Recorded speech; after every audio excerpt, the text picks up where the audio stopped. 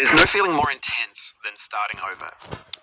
If you deleted your homework the day before it was due, as I have, or if you left your wallet at home and you have to go back after spending an hour in the... If you won some money at the casino and then put all your winnings on red but it came up black. If you got your best shirt dry cleaned before a wedding and then immediately dropped food on it. If you won an argument with a friend and then later discovered that they just returned to their original view. Starting over is harder than starting up. If you're not ready for that, like if you've already had a bad day, then what you're about to go through might be too much. Feel free to go away and come back. I'll be here. Alright, thanks for coming with me on this trip. I'll understand if you have to take a break at any point. Just find a safe place to stop and quit the game. Don't worry, I'll save your progress, always, even your mistakes. This game is a homage to a free game that came out in 2002, titled Sexy Hiking. The author of that game was Jazuo, a mysterious Czech designer who was known at the time as the father of B-games. B-games are rough assemblages of found objects. Designers slap them together very quickly and freely, and they're often too rough and unfriendly to gain much of a following. They're built more for the joy of building them than as polished products. In a certain way, Sexy Hiking is the perfect embodiment of a B-game. It's built almost entirely out of found and recycled parts, and it's one of the most unusual and unfriendly games of its time. In it, your task is simply to drag yourself up a mountain with a hammer. And that act of climbing, in the digital world or in real life, has certain essential properties that give the game its flavor. No amount of forward progress is guaranteed. Some cliffs are too sheer or too slippery, and the player is constantly, unremittingly in danger of falling and losing everything. Anyway, when you start Sexy Hiking, you're standing next to this dead tree that blocks the way to the entire rest of the game. It might take you an hour to get over that tree, and a lot of people never got past it. You prod and you poke at it, exploring the limits of your reach and your strength, trying to find a way up and over. And there's a sense of truth in that lack of compromise. Most obstacles in video game worlds are fake. You can be completely confident in your ability to get through them once you have the correct method or the correct equipment or just by spending enough time. In that sense, every pixelated obstacle in Sexy Hiking is real.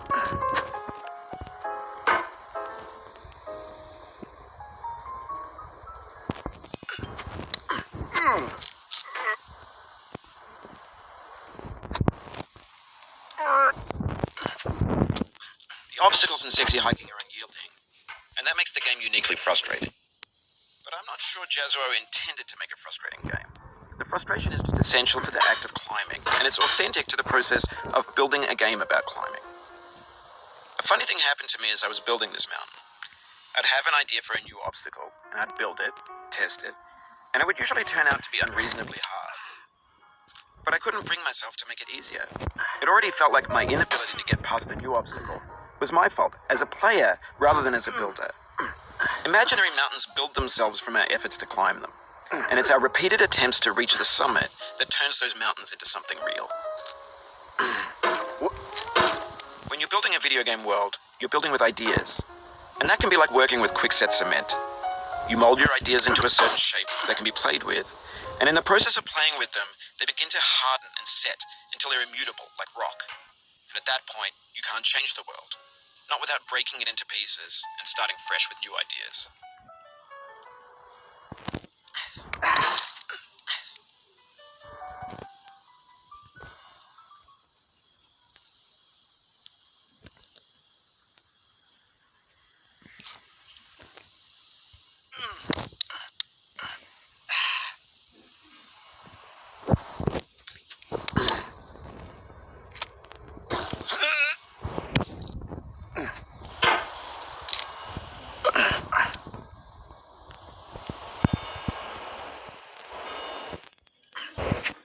For years now, people have been predicting that games would soon be made out of prefabricated objects, bought in a store and assembled into a world. And for the most part, that hasn't happened, because the objects in the stores are trash. I don't mean they look bad or that they're badly made, although a lot of them are. I mean they're trash in the way that food becomes trash as soon as you put it in the sink.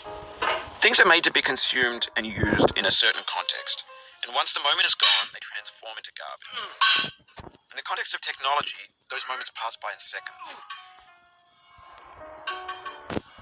Over over time, we've poured more and more refuse into this vast digital landfill that we call the internet. It now vastly outnumbers and outweighs the things that are fresh and untainted and unused. When everything around us is cultural trash, trash becomes the new medium, the lingua franca of the digital age. You could build culture out of trash, but only trash culture. Be games, be movies, be music, be philosophy. Maybe this is what digital culture is. A monstrous mountain of trash, the ash heap of creativity's fountain. A landfill with everything we ever thought of in it. Grand, infinite, and unsorted. There's 3D models of breakfast, Gen X's fanfic novels, scan magazines, green screen Shia LaBeouf, banned snuff scenes on Life League. Facebook's got lifelike bots with unbranded adverts and candid shots of Kanye and Taylor Swift mashups, car crash epic failed GIFs, Russian dashcam vids, discussions of McRibs, discarded, forgotten, unrecycled, muddled, rotten, untitled. Everything's fresh for about 6 seconds, until some newer thing beckons, and we hit refresh. And there's years of persevering, disappearing into the pile, out of style, out of sight. In this context, it's tempting to make friendly content that's gentle, that lets you churn through it but not earn it. Why make something demanding if it just gets piled up in the landfill, filed in with the bland things?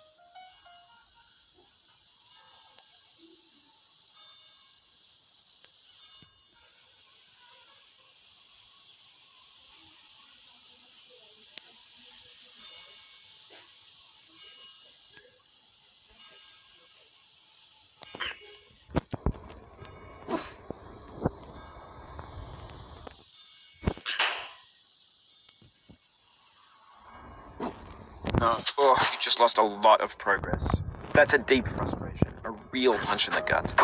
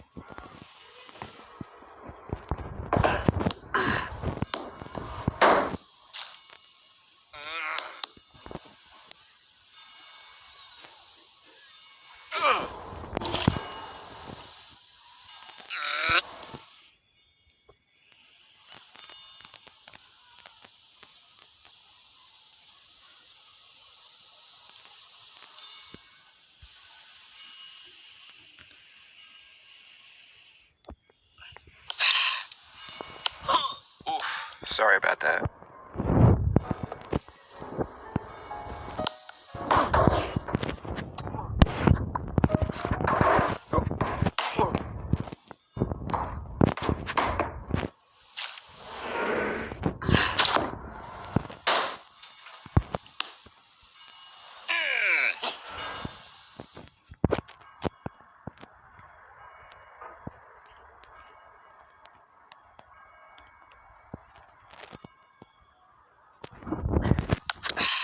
Oh, it happened again.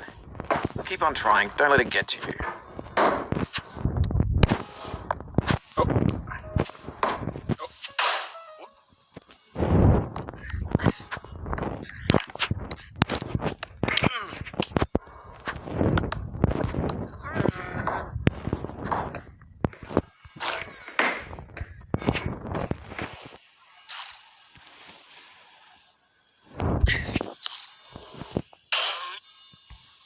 This thing that we call failure is not the falling down, but the staying down.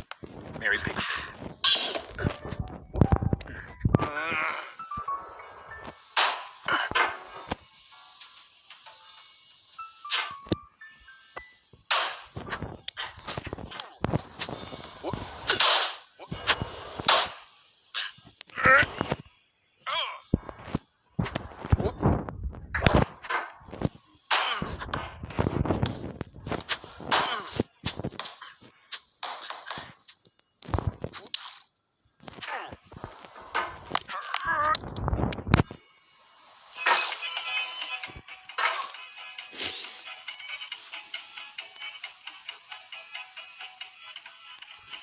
still work, boy. Going down the road, feeling bad. I'm going down the road, feeling bad.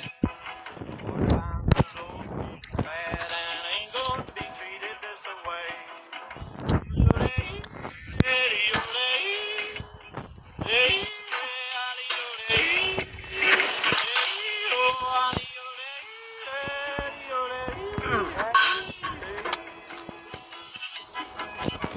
Play them blues there, boy, play.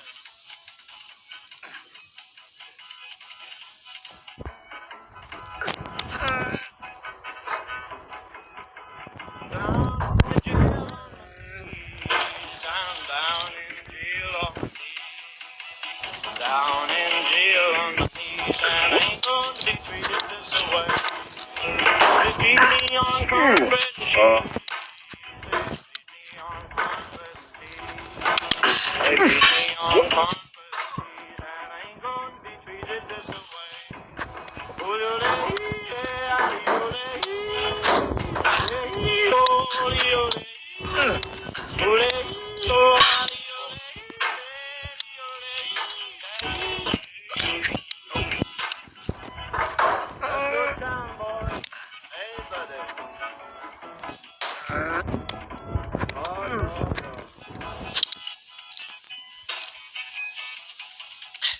$10 shoe fits my feet.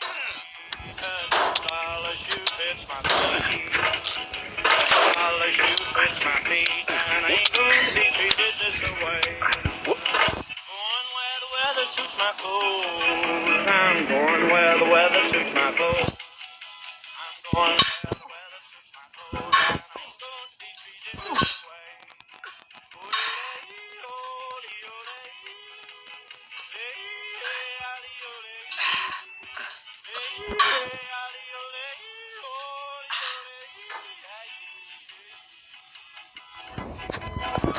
Down, boy.